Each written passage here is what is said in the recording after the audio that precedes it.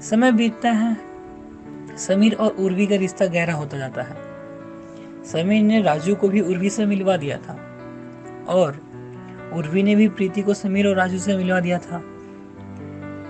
कई बार तो चारों एक साथ ही मोमोज खाने के लिए जाने लगे थे। चारों की दोस्ती एक दूसरे के साथ गहरी होती जा रही थी। जनवरी का महीना आ गया था। 4 दिन बाद उर्वी का जन्मदिन था। समीर और उर्वी की फोन पे बात हो रही थी। अच्छा ये बताओ, क्या गिफ्ट चाहिए तुम्हें अपने बर्थडे पे? अच्छा, गिफ्ट भी पूछ कर देते हैं क्या? नहीं, मतलब क्या पता जो गिफ्ट दूं मैं तुम्हें उसकी ज़रूरत ही ना हो तुम्हें। तो क्या हुआ, गिफ्ट तो प्यार से देते हैं ना, वो प्यार मायने रखता है, गिफ्ट तो कुछ भी हो। पता है मैं बहुत लकी हूँ कि मेरे पास तुम जैसे दोस्त है, वरना आजकल तो मुंह पर कुछ और पीठ पीछे कुछ और बोलने वाले दोस्त मिलते हैं। हाँ, फिर तो मैं भी लकी हूँ।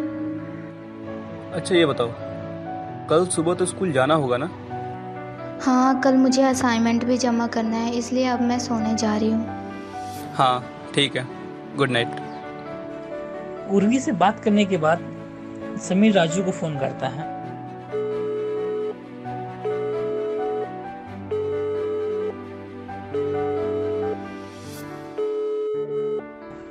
भाई सो गया क्या? सो गया था। बता क्या हुआ? अबे 25 को उर्वी का बर्थडे है, याद है ना? कौन उर्वी? अबे भाई नींद में हूँ। चल कल 8 बजे मिलते हैं, तभी बात कर लेंगे। अच्छा चल ठीक है। अगले दिन सुबह, आज 22 जनवरी थी। उर्वी के बर्थडे में केवल 3 ही दिन बचे थे। समीर स्कूल जाने से पहले अपने बचाए हुए पैसे गिन रहा था, जिसे वो उर्वी के बर्थडे पर खर्च कर सके। 30, 40, 50, 60। मेरे पास तो 560 रुपए हैं। क्या इतने में एक अच्छा सा सरप्राइज आ पाएगा? नहीं, मुझे और पैसे की जरूरत पड़ेगी अभी। स्कूल से आने के बाद समीर प्रीति को मैसेज करता है। हेलो प्रीति, 3 दिन बाद उर्वी का बर्थडे है, उसे सरप्राइज देने का कुछ सोचा है? हाँ यार, हम मिलके उसे एक सरप्राइज देंगे, ठीक है?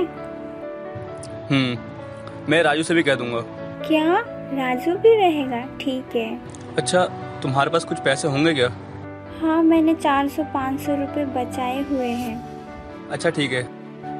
शाम को ट्यूशन से छुट्टी के बाद कुछ देर उर्वी से बात करके वो राजू के साथ चला जाता है। भाई 25 को उर्वी का बर्थडे है, तेरे पास कुछ पैसे होंगे क्या? पैसे तो थे, लेकिन परसों मैं डोमिनोज चला गया था ना, तो खर्च हो गए। क्या बात कर रहा है? सड़क किनारे समोसे खाने वाले आज डोमिनोज गए थे? वाह।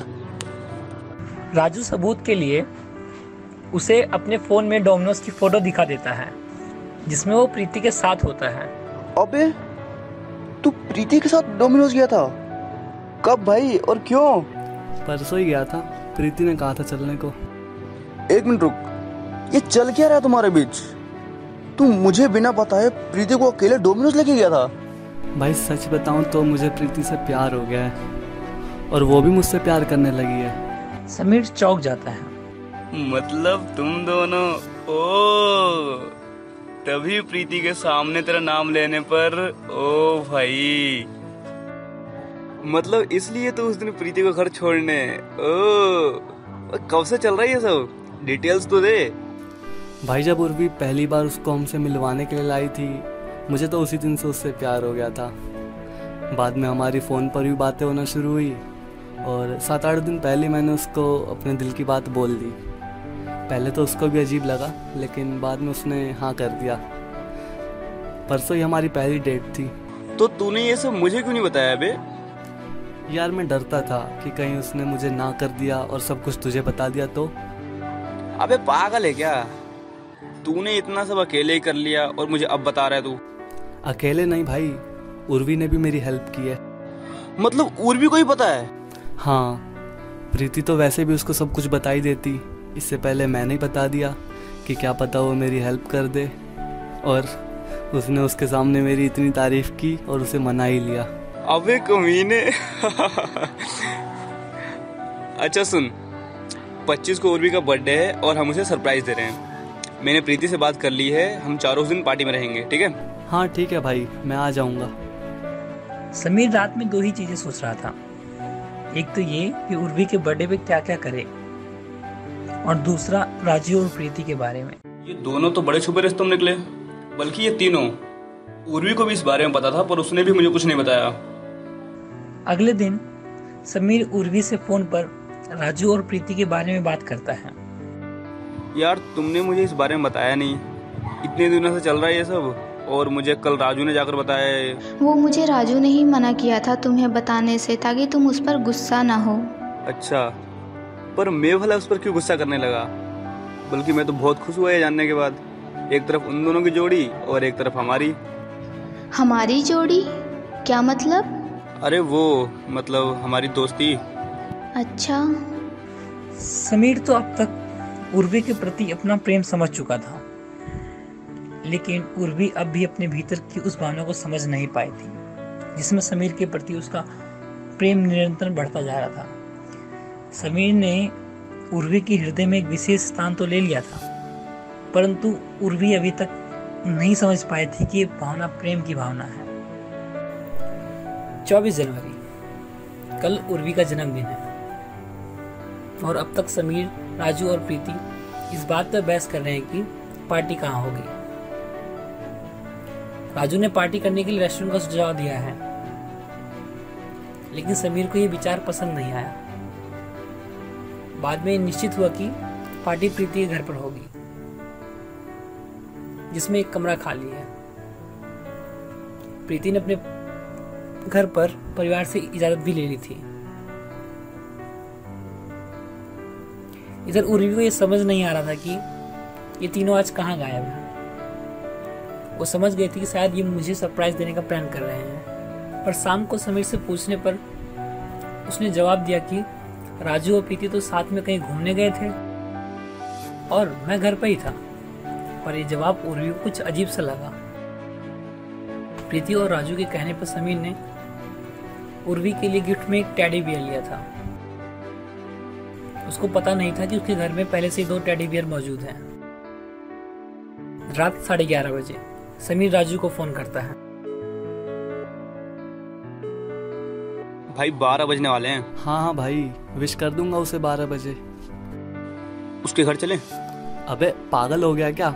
कौन से नशे में है तू? चलना भाई प्लीज। मैं नहीं जाऊंगा, और तू भी मत जा कहीं। मैं तेरे घर के नीचे ही हूँ, जल्दी आ। राजू अपनी बालकनी में आकर देखता है कि समीर सच में नीचे खड़ा है। अबे तू सच में पागल हो गया क्या? राजू अपने घर वालों से छुपकर दबे पांव नीचे आ जाता है। पागल, इतनी रात को तू कहाँ जाएगा? और तुझे क्या लगता है उर्वी तुझसे मिलेगी अभी? कोशिश करते हैं ना, सिर्फ 15 मिनट बचे, जल्दी चल अब। दोनों भागते हुए उर्वी के घर की तरफ जाते हैं। इस कच्ची उम्र का प्यार ही ऐसा होता है। इसमें दिमाग का कोई महत्व नहीं होता, केवल दिल का प्रयोग होता है। दिल ही सारे फैसले लेता है। समीर को तो यह भी नहीं पता था कि उर्वी इस वक्त उससे मिलेगी भी या नहीं। दोनों लड़के निकल पड़े थे अपने दिल की सुनने। 12 बजने में 7 मिनट बचे हैं। समीर और राजू उर्वी के घर के नीचे पहुंच चुके हैं। उर्वी दूसरी मंजिल पर रहती है। यहाँ तो आ गए, अब क्या करेंगे?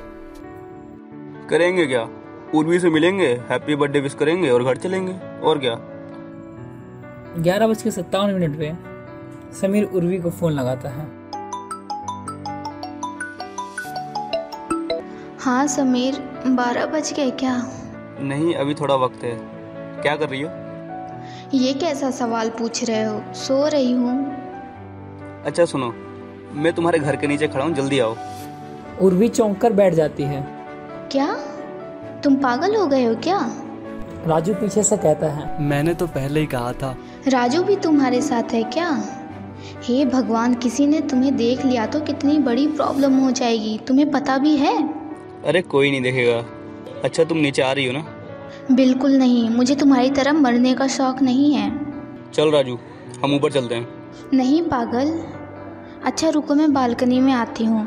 उर्वी बालकनी से समीर और राजू को देखती है और फ़ोन पर ही कहती है, जल्दी बताओ तुम दोनों यहाँ क्यों आए हो? तुम्हारा बर्थडे था ना, तो विश करने के लिए। पर विश तो तुम घर से भी कर सकते थे। इसे ही खतरों का खिलाड़ी बनने का शौक था। अबे तू थोड़ी देर चुप रहेगा। समीर अपनी घड़ी की तरफ देखता है, 12 बज गए होते हैं। Many happy returns of the day Urvi. Thank you Sameer. Happy birthday Urvi. Thank you so much. पर अब तुम दोनों जल्दी जाओ यहाँ से, कोई देख लेगा तो गए काम से। अरे ऐसे कैसे चले जाएं? इतनी मेहनत करके आए हैं, तुमसे मिले बगैर थोड़ी चले जाएंगे। तुम अगर यहाँ से नहीं गए तो मैं पत्थर फेंक के मारूंगी, सर फूटे तो फूटे।